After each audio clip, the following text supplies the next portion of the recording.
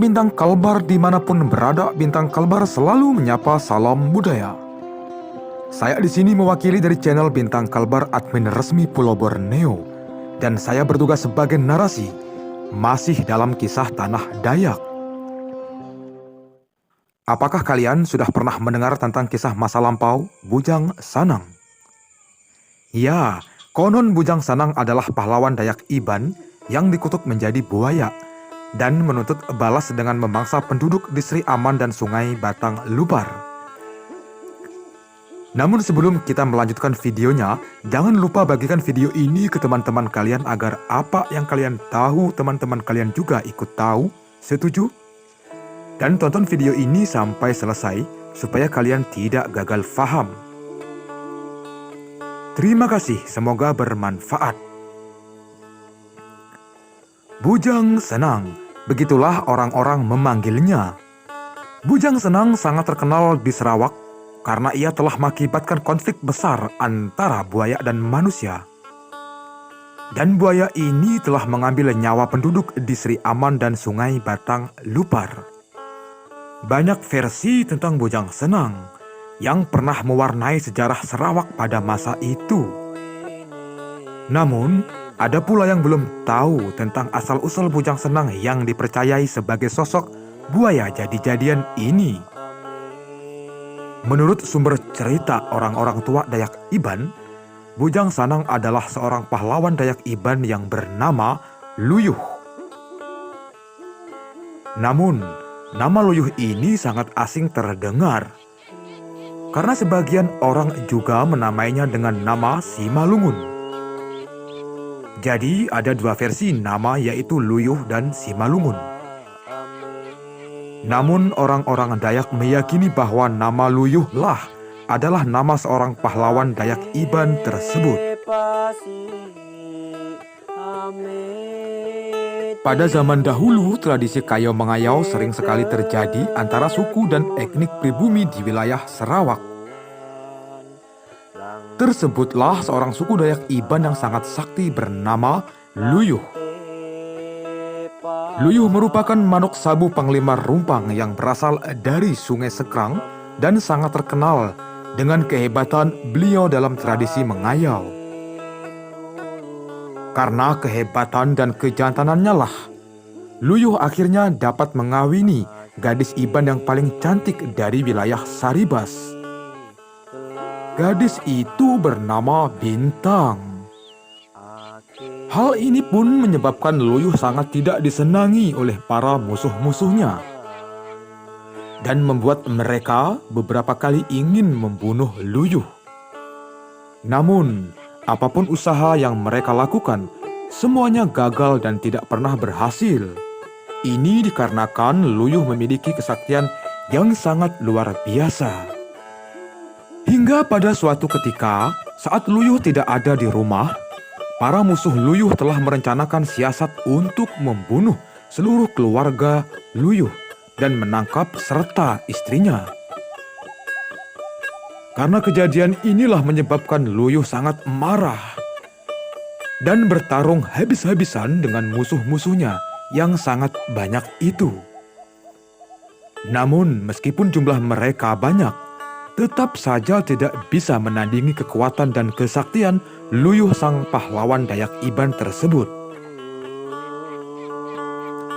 Ternyata, akhirnya pihak musuh mengetahui rahasia kelemahan dari kesaktian Luyuh yang tidak akan bisa digunakan jika dia berada di dalam air. Maka para musuhnya mengatur siasat untuk menjebak Luyuh agar bertarung di dalam sungai. Kemudian dengan kekuatan yang ada, Luyuh bertarung habis-habisan, tapi tetap saja musuh tidak bisa membunuh Luyuh. Dan setelah bertarung sekian lama, Luyuh akhirnya melemah dan diserang oleh musuh-musuhnya. Akhirnya, Luyuh berpura-pura mati dan menenggelamkan diri di dasar sungai yang keruh. Dalam beberapa versi, Luyuh yang dinamakan Simalungun ini mati dalam peperangan bersama istrinya dan dikutuk menjadi buaya serta meneror penduduk. Namun menurut cerita orang-orang tua dari Dayak Iban, setelah Luyuh berpura-pura mati dan menenggelamkan tubuhnya dalam sungai keruh, Luyuh kembali sadar dan masuk ke dalam hutan untuk mengatur rencana balas dendam di atas kematian seluruh keluarga besarnya. Pada saat itulah diceritakan bahwa Luyuh berjumpa dengan Inek Manang, yaitu dewa suci kaum Dayak Iban di Panggau Libau. Inek Manang inilah yang telah membantu Luyuh dengan memberikan buluh kuning dan menyuruh Luyuh melemparkannya melewati 7 anak sungai. Sekiranya Luyuh berhasil melemparkan buluh kuning itu melewati 7 anak sungai, maka ia akan menjadi remau. Remau adalah makhluk sakti yang terkuat di alam roh.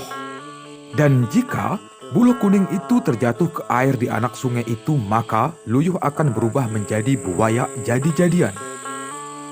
Ternyata buluh kuning yang dilemparkan Luyuh terjatuh di anak sungai yang ke-6. Saat itu pun juga Inek Manang menghilang secara gaib. Dan badan Luyuh pun mulai berubah menjadi buaya. Konon buaya jelmaan Luyuh ini bukan buaya sembarangan, melainkan ada ciri dan tanda khusus di badannya, yaitu ada garis putih di belakangnya. Sejak saat itulah, buaya putih jelmaan dari Luyuh itu meneror keturunan musuh-musuhnya yang tinggal di dekat batang Sungai Lupar.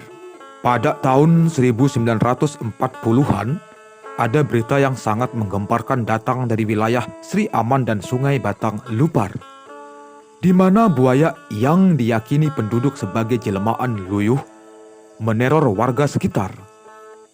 Bahkan diceritakan dari mulut ke mulut oleh penduduk bahwa buaya ini sebesar kendaraan bis. Buaya ini akrab dengan sapaan Bujang Senang. Namun mengapa disebut bujang padahal Luyuh seorang pahlawan Iban ini sudah menikah?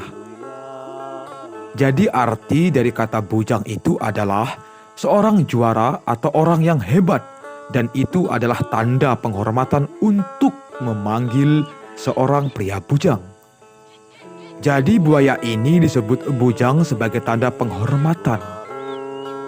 Masa kejayaan Bujang Senang ini konon terjadi di tahun 1940-an. Namun setelah itu cerita kekejamannya mereda untuk sementara waktu. Kemudian pada tahun 1980-an, Bujang Senang kembali lagi meneror penduduk. Tapi kali ini dikalahkan dengan peluru paku. Dan pada tahun 1982, Bujang Senang kembali memakan korban yang pada saat itu adalah kepala desa Bagan dari Pali Longhos di Sri Aman. Konon kepala desa itu diserang Bujang Senang saat memancing udang di tepi sungai. Kakaknya Kebir yang saat itu bersamanya gagal untuk menyelamatkannya. Tapi dia melihat suatu tanda di belakang buaya itu berupa garis putih, yang membuatnya percaya bahwa makhluk itu adalah buaya Bujang Senang yang legendaris. Setelah kejadian itu, polisi setempat melancarkan operasi buaya ganas di semua sungai besar di Sarawak. Tetapi mereka tidak dapat menemukan Bujang Senang. Kemudian Bujang Senang terus mengamuk. Dan di antara tahun 1982 sampai dengan tahun 1991, diyakini ada 13 orang yang menjadi korban amukan Bujang Senang tersebut. Akhir dari masa teror Bujang Senang adalah di tahun 1992, ketika Bujang Senang menyambar korbannya yang ke-14. Serangan itu kemudian mendorong polisi dan warga desa untuk memburu Bujang Senang. Dan dalam waktu 4 jam, Bujang Senang terpojok. Tapi polisi dan warga tetap saja tidak bisa membunuhnya dengan lembing dan peluru biasa, karena diyakini buaya ini kebal.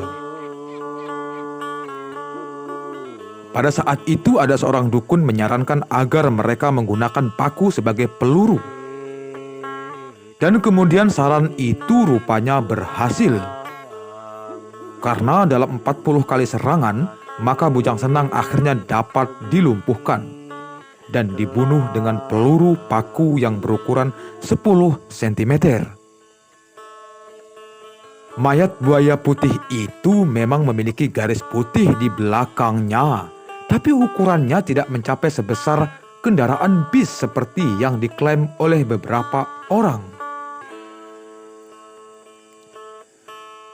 Panjangnya hanya 5 meter 46 cm dan lingkar perutnya 2 meter 12 cm. Konon meskipun sudah dibunuh, orang-orang meyakini yang terbunuh bukanlah Bujang Senang yang asli. Mereka masih meyakini bahwa Bujang Senang yang sebenarnya masih ada dan mendiami aliran sungai itu. Semenjak itu hingga sekarang di tahun modern ini memang tidak pernah lagi ada teror buaya seganas teror Bujang Senang tersebut. Namun bukan berarti Sungai Batang Lupar tidak memiliki penghuni. Sampai sekarang masih banyak orang-orang yang menjumpai buaya di aliran sungai tersebut. Oke sahabat Bintang Kalbar, itulah tadi kisah masa lampau si Bujang Senang atau Luyuh atau si Malungun, sang pahlawan Dayak Iban dan keganasannya. Terima kasih buat kalian semua para sahabat Bintang Kalbar yang telah menonton video ini sampai selesai. Dan terima kasih juga kepada sahabat Bintang Kalbar yang telah membagikan video ini ke setiap sosial media kalian. Sampai jumpa di kisah-kisah nyata berikutnya. Salam budaya.